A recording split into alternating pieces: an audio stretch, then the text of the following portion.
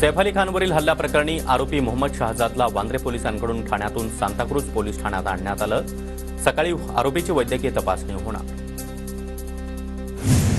सैफ अली खान हल्ला प्रकरणामध्ये आंतरराष्ट्रीय कटाचा संशय। आरोपी मोहम्मद शहजादकडे बांगलादेशचे कागदपत्र। वांद्रे कोर्टाकडून आरोपी मोहम्मद शहजादला 5 दिवसांची पोलीस कोठडी। आरोपी बांगलादेशातील असतील तर हे केंद्रीय गृहमंत्र्यांचं अपयश। सैफ अली खानवरील हल्ला प्रकरणावरून आदित्य ठाकरेंची मोदी सरकारवर टीका। रोहिंग्या बांगलादेशींना पकडा अशी सूचना मुख्यमंत्र्यांनी केली आहे। सैफ अली खानवरील हल्ल्यानंतर प्रताप सरनाईकांची प्रतिक्रिया। सैफ अली खानच्या घरी चोरी करणारा चोर ठाण्यात पकडला। आता ठाण्यातले चोर आम्ही मुंबईत पकडू। संजय राऊतांचं नाव न घेता शिंदे गटाला टोला। वाल्मिक कराडसोबत आर्थिक संबंध असल्याचे आरोप खोटे। धनंजय मुंडेंची प्रतिक्रिया। तसंच मामी सारंगी महाजन यांचे आरोप देखील धनंजय मुंडे यांनी फेटाळून लावले।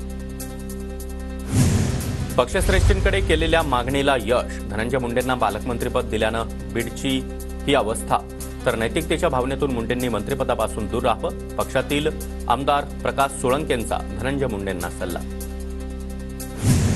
पक्षामध्ये बदल होणं गरजेचं। जे ऍक्टिव्ह नाहीत त्यांच्याविषयी निर्णय घ्यायला हवा। छगन भुजबळ यांची प्रतिक्रिया।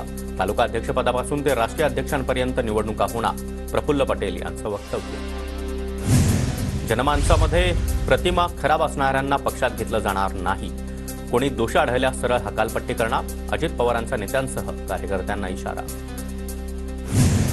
वाल्मिक कराडनं बबन गीतेला देखील अडकवलं। देशमुख कुटुंबियांना न्याय मिळावा। वजीराला वाचवण्यासाठी प्रयत्न सुरू आहेत। जनतेचा विचार करा। रोहित पवार यांचा निशाणा।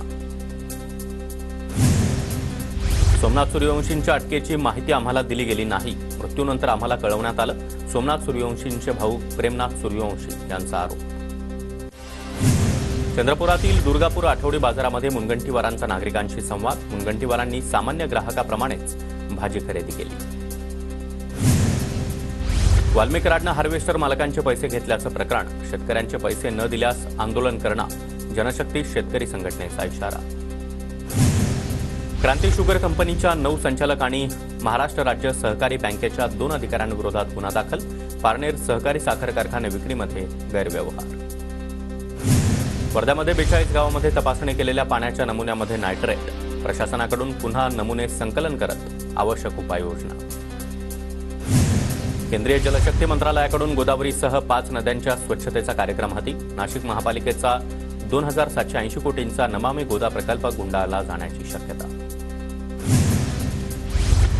आर पाटलांचा मुलगा आमदार मात्र आपला नाही, हे जयंत पाटलांना दुःख। मुलासाठी पाटलांनी जतमध्ये देखील चाचपणी केली। गोपीचंद पडळकर यांची टीका।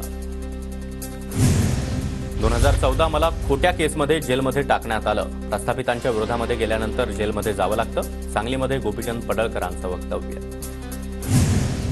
अतुल भोसलेंच्या आमदारकीला काँग्रेस नेते पृथ्वीराज चव्हाण यांचं आव्हान। मतदारसंघातील निवडणूक प्रक्रियेमध्ये नियमांचं उल्लंघन। चव्हाण यांच्या याचिकेमध्ये उल्लेख। उच्च न्यायालयामध्ये 24 जानेवारीला सुनावणी। रायगडच्या पालकमंत्री अदिती तटकरे यांची नवी मुंबईमध्ये आगरी कोळी महोत्सवाला भेट। राष्ट्रवादीचे नवी मुंबईचे जिल्हाध्यक्ष नामदेव भगत यांच्या वतीनं महोत्सवाचं आयोजन। बारामतीमधील कबड्डी अजिंक्यपद स्पर्धेला उपमुख्यमंत्री अजित पवार यांची हजेरी।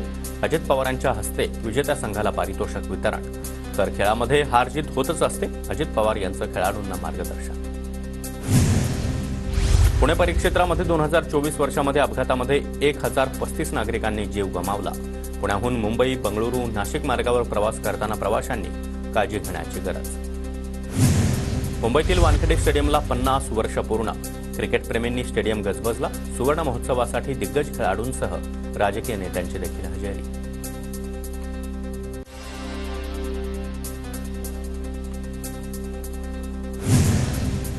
प्रजासत्ताक दिनी ध्वजारोहणासाठी महायुतीच्या मंत्र्यांची यादी जाहीर। एकनाथ शिंदे ठाण्यात तर अजित पवार पुण्यामध्ये ध्वजारोहण करणार।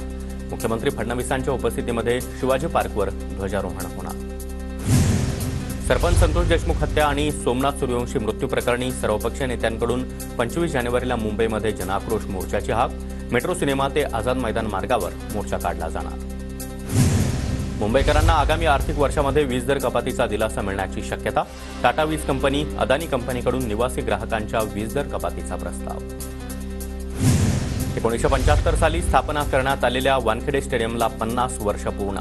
सुवर्ण महोत्सवी सोहळ्यामध्ये भारताचे दिग्गज खेळाडू सुनील गावस्कर यांचा 75वा वाढदिवस देखील साजरा. धुळ्यामधील अंजंग गावातील 5 वर्षांपासून बंद असलेलं आरोग्य उपकेंद्र सुरू. TV9 मराठीच्या बातमीचा इम्पॅक्ट. आठवड्यातून 3 दिवस उपकेंद्र सुरू ठेवण्याचे जिल्हा आरोग्य अधिकारी सचिन बोडके यांचे आदेश. धुळे तालुक्यातील कापडणे गावामध्ये मोठ्या प्रमाणामध्ये अस्वच्छता पसरली. गावामध्ये साथीच्या आजारांचं प्रमाण वाढल्यानं स्वच्छता करण्याची गावकऱ्यांची मागणी. पीएम किसान निधीचे पैसे घरात एकालाच मिळणार. केंद्र सरकारतर्फे नवीन नियमावली लागू. मल्टीलेव्हल मार्केटिंगच्या नावे आठवड्याला 17 ते 18 नवे स्कॅम. जवळपास 30,000 कोटींच्या फसव्या योजना कार्यरत असल्याचं समोर. नागरिकांना सतर्कतेचं आवाहन. मुंबई विद्यापीठाकडून द्वितीय सत्र हिवाळी परीक्षेचा निकाल जाहीर. बीएच्या तृतीय वर्षाचा निकाल केवळ 52%. महापालिकेच्या निवडणुकीआधी पालिका कामाला लागली. 2 वर्षांहून अधिक काळापासून प्रशासकांची नियुक्ती असल्यानं राणीच्या बागेतील महापौर बंगल्याला वाळवी, तर आता महापौर बंगल्याची डागडुजी करण्याचा निर्णय. डिंबे धरणाच्या कालव्यामधून 750 क्युसेकनं विसर्ग सुरू. शिरूर आणि जुन्नर तालुक्यातील हजारो हेक्टर शेती क्षेत्राला सिंचनासाठी फायदा होणार. पुण्याच्या भोरमधील नरसापूरमध्ये भव्य शरीर सौष्ठव स्पर्धेचं आयोजन. संगीताच्या तालावर पृष्ठ आणि दणकट भरीव स्नायूंचं लयबद्ध प्रदर्शन. स्पर्धेमध्ये 80 पेक्षा अधिक स्पर्धक सहभागी. पुण्यामध्ये राजगड तालुक्यामध्ये 2 टन इंद्रायणी जातीचा भात बियाणं विक्रीसाठी उपलब्ध. कृषी विभागाच्या पुढाकारानं 50 शेतकऱ्यांकडून बियाणं उपलब्ध करून देण्यात आलं. पुण्याच्या भोरमधील श्रीपतीनगर परिसरामध्ये घरफोडीच्या घटनांमध्ये वाढ. नागरिकांमध्ये भीतीचं वातावरण. चोरीच्या घटना थांबवण्यासाठी पोलिसांनी गस्त वाढवावी. महिलांचं पोलिसांना निवेदन.